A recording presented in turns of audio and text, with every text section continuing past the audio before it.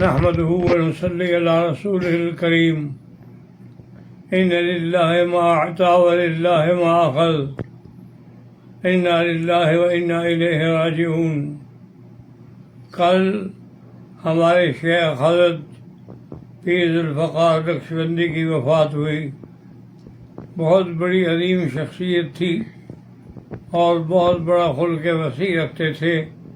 وہ خود اتنی تکلیف میں تھے لیکن پھر بھی وہ ویل چیئر پہ اس عاجز کو عیادت کرنے کے لیے گھر آئے۔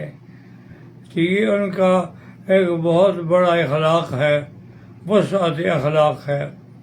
باقی بات یہ ہے کہ موت اور حیات برحق ہیں، بلکہ اگر آپ قرآن کا مطالعہ کریں تو موت مقدم ہے اور حیات بعد میں ہے۔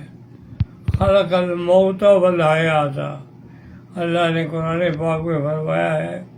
سورۃ ملک جب آپ کھولیں گے پڑھیں گے، تبارک الذی بیدہ الملک وہو علی کل شیء قدیر الذی خلق الموت والحیات لیبلوکم ایکم احسن عملا۔ الذی خلق الموت والحیات، موت مقدم اور حیات مؤخر ہے۔ اور حضور صلی اللہ علیہ وسلم نے فرمایا کہ جب کوئی صدمہ آئے اور مصیبت آئے تو اس وقت آپ میری موت کو یاد کیا کریں۔ تو جب آپ میری موت کو یاد کریں گے تو آپ کا صدمہ جو ہے وہ ہلکا ہو جائے گا۔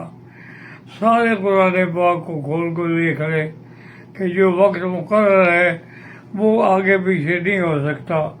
لن یؤخر اللہ اجرہ اذا جاء اجلہم لا یستأخرون ساعة ولا یستقدمون۔ اور میں چونکہ مریض ہوں، معذور ہوں، اور دوسرا بھی مجھے سفر کی اجازت بھی نہیں ملی، اس لیے حضرت مولانا محمد ریاض شاہ حنفی جو ہمارے مدرسے کے محترم بھی ہیں، ان کو نیابتاً بھیج رہا ہوں تاکہ وہ حضرت کے جنازے میں شرکت کریں، اور حضرت کے جنازے میں شریک ہونے کے بعد میری طرف سے تعزیت بھی پیش کریں۔ اللہ تبارک و تعالیٰ ان کے درجات کو بلند فرمائے۔ اللہم اغفرہ وارحمہ وتجاوز عنہ وادخلہ فی الفردوس الاعلی۔ اور اللہ ان کے پسماندگان کو صبر جمیل عطا فرمائے، اور اللہ ان کے جو ادارے ہیں وہ ہمیشہ چلتے رہیں، قائم رہیں اور دائم رہیں۔ اس سے زیادہ چونکہ میں بیٹھ نہیں سکتا۔ والسلام، محمد مکی، حجازی، مکہ مکرمہ۔